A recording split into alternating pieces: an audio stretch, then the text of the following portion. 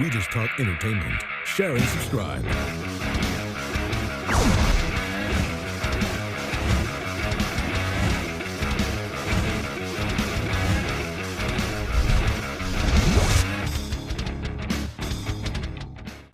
Hey guys, welcome to Entertainment Talk Nation. Game of Thrones review. Can somebody say Meatloaf face? Holy crap. You know, I gotta say, man, I know that at this point in the show, you shouldn't get attached to anybody. Now, I wasn't attached to Prince Oberyn, but I was starting to like the guy. And here he is, and you know what? Let's hold off. Let's do this the right way. Let's take it from the top. Okay, so we see Gilly doing her everyday job at the winch bar with all the winches and one winch burping songs and there's titties all over the place. Well, here come the wildlings, cutting people down, making their way to Castle Black. And Gilly, fortunately, avoided any death thanks to being found basically by Ygritte. And Ygritte's ruthless, we saw that, but, you know, she had a soft moment, saw the baby, saw Gilly, and decided to say, hey, keep it down.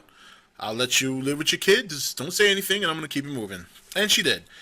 So we go to Castle Black, and there's Jon and his boys talking about what's going on. They know about the attack. Sam's going nuts because he thinks Gilly's dead. He gets reassured that after all the things she survived leading up to that point, that she might have gotten out. And we know what the deal is. Sam doesn't. He's in distress. The other men are in distress because there's only over 100 of them, and there's so-and-so thousands of wildlings. But we've kind of been seeing this going on for a while now, so there's really nothing groundbreaking there. So let's keep it moving. So, we head over to a nice scene of the Unsullied getting their bathe on, and Grey Worm catches a nice glimpse. Actually, I should say we all catch it. Well, okay, us guys and those females out there who happen to dislike this kind of stuff, but a very, very nice sight. And, you know, we've seen these two kind of, we've seen them kind of, I don't know if I want to say setting up a relationship, but obviously there's something there. There's a bond there, or there's feelings. There's clearly feelings. They have difficulty expressing them, but they're not necessarily hiding them for each other. And, you know, he obviously apologized to her for staring. Look, she liked it, okay? She got up when he was staring. She reluctantly covered herself. I mean, it's so obvious that she's into him, he's into her, and she wants to know if he can get down. Daenerys is like, hey, you know, have you ever seen? Have they taken the pole and the stones, or the pillar and the stones, I should say? So that's cool, you know. So then later we see Sir Ballister get a memo, a Game of Thrones memo with a hand on it, and it turns out to be the pardon that Robert Baratheon signed some time ago. Back in Season 1, we all remember that. What happened when Jorah basically was still, in the very beginning, playing spy for Varys, and obviously at some point he had to change her heart. Basically the wine scene where the merchant was trying to get her to taste the wine, and he decided to intervene, and I think at that point going forward he switched sides. But nonetheless, you know, he should have told her from day one. It probably wouldn't it wouldn't have changed things the way it changed this time, in my opinion. I think had he told her back in the day, she would have been upset. I don't think she would have banished him. He would have had to work hard to get her trust back, but it wouldn't have been like it was. And she basically told him, look, get out of here by this time or you're dead. And it's funny because it does work out in Tywin's favor. He was a great counsel to her, but I can't blame her for feeling the way she felt, you know? So it hurts herself. She's hurt in many different ways. She's hurt emotionally because she probably saw him as a father figure. Now she's hurt in terms of strategy because he's not going to be there to help her. And Tywin wins. Tywin wins that one. So, again, it's just Tywin's a ball, you know, a wheeler and dealer. He knows what he's doing. So that, you know, that was unfortunate. That was a sad scene. He confessed his love, which is probably the worst time to do it because everything she's thinking about at that moment is anything but love related. So, you know, very unfortunate. That was sad. That was sad, but, you know, we all knew that he was that way back when. I'm sure a lot of us, whether you're a book reader or not, well, the book readers obviously know, but I'm sure as a general viewer, you know at some point that's just going to come back to bite you in the ass.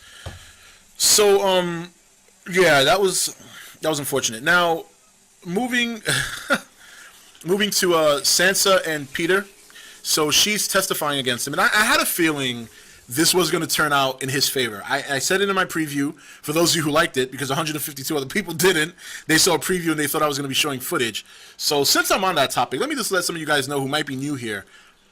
I don't have that right to do that. I'm not one of these big reviewers. I don't have the luxury of showing footage because I'm not there yet. There will come a day, hopefully, with more support and more viewers, that I would reach that plateau where I can have nice footage shown while I'm giving a review. Until then, I cannot. Sorry if you felt misled, but I've been putting preview in front of my show videos since last October. So, just saying. Now, I thought the scene played out well. I really, really felt that she was somewhat acting and somewhat just kind of really feeling emotional, but she bailed his ass out. I think she's feeling him, especially when she came down the stairs wearing that dress and looking at him and saying, "Shot." I think he hit it already. Did he hit it? Book readers, you got to tell me. At that point, did he hit it? Because she had the glow. She had the glow. I'm talking Last Dragon glow. I'm talking like, Leroy, you are the last. I mean, she was glowing, man. I'm talking gold, okay? He had to have smashed that right before that. He came into her room. He was like, "You know what I want?" She's like, looks at him while she's doing whatever she's doing. Then it cuts. Because we know they're not going to show that. Even though she's 18, a lot of viewers still see her as little Sansa, so they're not going to show that. But damn it, when she came down, she's looking more mature. She's got this dress. She's got this grin. And he tapped that. I got to believe he did. I just need confirmation. Let me know. So, yeah, that was an interesting sequence. Then, we get to the Hound and Arya. Again, I love this duo. So they made it to the Vale. Finally, somebody's journey ends where they intend on going, because that doesn't happen a lot. There's people in this show that they have a plan to journey somewhere, and they either die before they get there, or they get sidetracked. So they finally made it to their destination, only to find out that Lysa is dead. And Arya starts laughing. Like, she is, like, out there right now. Like, I don't know where her head's at. And, it's kind of funny. We don't, does she even realize? Like, I mean, she has no clue that Sansa's there. And obviously, I don't think they informed Peter Baelish that Arya Stark was at the doorstep. I don't know. I got to see how that's going to roll out. Kind of worried about Hound. He's still kind of bothered by that bite, but he seems all right. He seems like the worst has gotten. The worst is behind him. But so hopefully that. So I don't know what their quest is now. Hopefully they become a duo and they go and just try and rule the world together. What else is there? I mean, I don't think Arya is going to try and find any more family members. I think she's on a mission to get revenge. So I think family's the last thing on her mind. But we'll have to see. And then finally, we get to the moment. So I like the scene with Jaime and Tyrion. I thought that was very touching. They've had a lot of good scenes together in the dungeon. I hate to say it, but they've had great scenes together in that dungeon. So it's a very touching story there about one of their I guess cousins who was simple, as they put it, and he had this obsession with crushing bugs and beetles, and But again, we move past that. I mean, again, nice scene, no problem, great dialogue. Peter Dinklage as always is great. And then we get to the fight, which was exciting. This is what we were looking forward to. And look, Prince Oberyn had every reason to win. The stars were aligned with him. He had the motivation. Sometimes motivation can drive you to do things that you normally wouldn't do if you're not motivated. He went into the fight, and yeah, he was undersized. He was undergeared in terms of his leather armor, but that's his style. He wants to move fast. Badass with a spear. Badass with a spear. And he went in there, and he's fighting the mountain, and he's giving the mountain a hard time. He, to me, dominated the fight. Where he messed up was he did what every person does in the hood or in a fight or in a game or whatever. You kick your opponent while he's down, and you're gonna get it. And as much as I was loving everything I saw, I wasn't disappointed when I was disappointed, but I wasn't too surprised, because that's how things happen when you sit there and you're talking. He should have just, the minute the guy fell on the floor, take your spear, stab him in the face, and be done with it. That's it. You got your revenge. Tyrion walks away free. Cersei's pissed. She'll be on her period for a month. Tywin will be upset. Probably send Tyrion off to the north of the wall anyway, or to Castle Black anyway. But I was disappointed. I liked Prince Oberyn. I really, leading up to this, I was really starting to like the guy, and yeah, I didn't see that coming. That, he's talking trash. The mountain trips him, grabs him, punches him, and you see his teeth fly out. I mean, which makes sense. He's got a big ass gauntlet on, and then he crushes his face. Meatloaf. I'm talking meatloaf, ketchup and everything. Just Very gruesome scene. He broke a promise to his wife. She said, "Don't leave me in this world alone." He did, so he failed. And I hate to put it that way, but that's the world we live in with Game of Thrones. It was a good episode. I'd be lying if I said I wasn't a little disappointed in the outcome. I was hoping Tyrion would go free. Now it looks like he's going to face his demise. I hope not. I hope Jaime kind of decides to do something. I don't know. Jaime doesn't want him to die. So maybe Jaime can talk to Tywin one last time and say, "Look, here's my cape. Just send this kid to the wall." Oberyn, I mean, yeah, rest in peace, man. I liked you. You pulled Ned. You lasted almost the whole season, and you got your face smashed. So. But anyway, guys, that's it. It was a good episode. Not quite the outcome I was hoping for, but nonetheless a very good episode in what's been a fantastic season thus far. We still got 2 episodes, so who knows what's going to happen. So that's it for this video. You can expect my review later on this week. This is Rob signing off for ETN, where we don't do news, we just talk entertainment. Face Meatloaf. Meatloaf face. Oh my God. Crazy. Take it easy, guys. Thank you for watching ETN. Don't forget to subscribe and join the Nation Facebook page.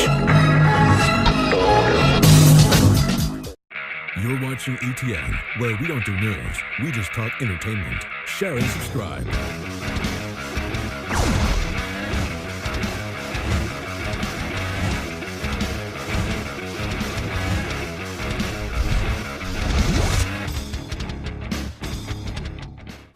Hey guys, welcome to Entertainment Talk Nation. Yeah, Game of Thrones review.